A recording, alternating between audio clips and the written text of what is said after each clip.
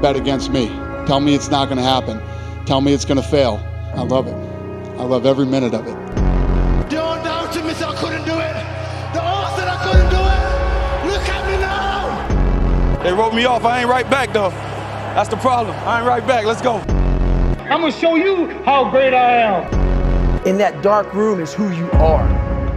But in that dark room is where you have to create another human being that walks out of that dark room. You need something that, you need something to get out of bed for and fight for. If there's potential inside of you, which you know it's there, but you're too scared to tell anyone else about it, and you go on and on, get older and older and older and older, and the windows of opportunity start to close, and you knew it could have been given birth to, but you never did it, I promise you, it will haunt you. It'll be more, it's a living nightmare, dude. How did you get mentally and emotionally so strong where it doesn't bother you? You kind of got to get over yourself. Like, it's not about you, man. Like, oh, okay, you feel embarrassed. You're not that important. Like, get over yourself. That's where you go. Get over yourself. You are all listening to a lot of they, and almost always they are losing, and they just want you to lose too. They may not realize it. I don't know if you've heard it. It's called Misery Loves Company. I want to see what you can accomplish through hard work, through dedication, through commitment, through teamwork. When you go through the discomfort, you got to go through the pain and suffering, but your life becomes great. If you choose comfort, you go through pain and suffering, and you end up hating your life. Both are uncomfortable in their own right. You just got to know when to make the choice. My friends, you've got to stop listening to they, and you need to lean into being unwavering. My edge was my intensity. My edge was my focus and my commitment.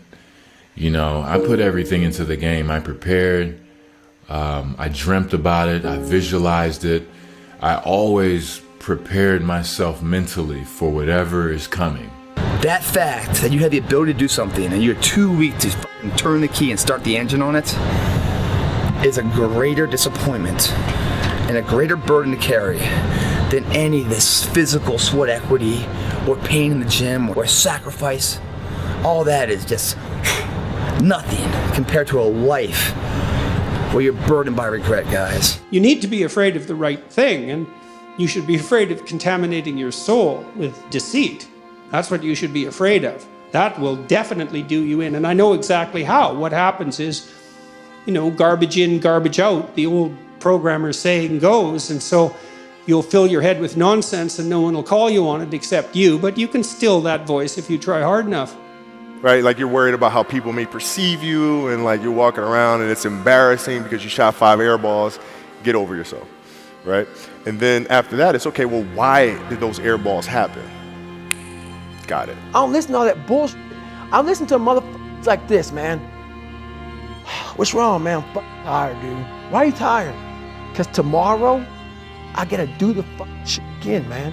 Whatever the shit is that made me fucking nauseous and sick to my stomach, it made me hurt. There's no ending. And that's the person I listen to. That's the person who's gained knowledge. You gain knowledge through suffering. And on the other end of suffering is a world that very few have ever seen. It's a beautiful world, because that's where you find yourself. You're standing at the precipice, the edge of the greatest move in your life, and the time is now like never before to take a leap of faith. It takes faith to jump off of the edge. It takes faith to step into your purpose. It takes faith to step into your destiny. It takes faith to pull away from everything that is familiar, to step into uncharted territory, to become the person you were born to be. It takes faith. Can you disappear for 30 days? Put in the work. And that's something, right, to fight, let's say, against hell and for heaven. That's something to fight for, especially when you say you're going to do something and then you follow through and you do it. Not at the end when you cross the marathon, you finish it, or your hands raised. I'm talking about right now. the small steps in between the big successes that everyone sees. No one sees this. Right now, I'm saying, like, there's a confidence to it, man. There's a bad mother that's right here, you know, that's getting ahead of the competition. There's an overwhelming sense of fulfillment and pride and satisfaction with that. You know, I didn't have to shoot up anything. I didn't have to drink anything. I didn't have to go party anything. All I had to do was just go work out. And now what's going to happen is a residual effect of that. Not only does my body grow, but my belief in whatever my current endeavors are, they seem closer. They seem like, you know, I can reach out and grab them now.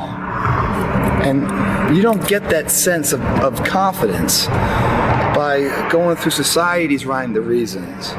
You know, you do your own thing, you know, especially when everyone else isn't doing it and they call you crazy or whatever else. Oh, you're in here and people driving by being like, what the f that guy doing up so late? Well, what's up so late mean? I don't know. It's the moments in life, the decisions you make on a moment-to-moment basis that add up to be the guy or not the guy. You're already stuck. You want it, and yet you can't jump. And courage should be applauded. Courage needs to be understood. And courage's relationship with adaptability is a very big deal. I promise you, you will never regret your acts of courage, ever. I want you to think about me knowing that I'm comfortable being very uncomfortable. And I want you to think about when you went through fucking Hell Week, how uncomfortable you were and how bad you wanted to quit, knowing I'm not thinking that fucking way. So the dark side is something that I've designed. It's an evil place I can go that very few things can hurt me. I use the hurt you're trying to put on me, I flip it upside down and use it. You trying to use it for kryptonite? No, it's power pillars for me. I'm using it for strength. How you address it is you face it. You face it every day. You face it every single day of your life where you say, okay, like if you're fat, you need to lose weight. It's patience. It's patience in this fact of accepting who you are right now. I'm fat, I don't like myself. Accepting the fact that if you lose 3 or 4 pounds, that's a huge accomplishment. You have to live in your own world. You cannot judge yourself. That's why social media and all these things are horrible. You can't judge yourself off of the so-called competition that we have made up in our mind. The things that, how people look, how people act, how smart someone is. This is a race that you run completely alone.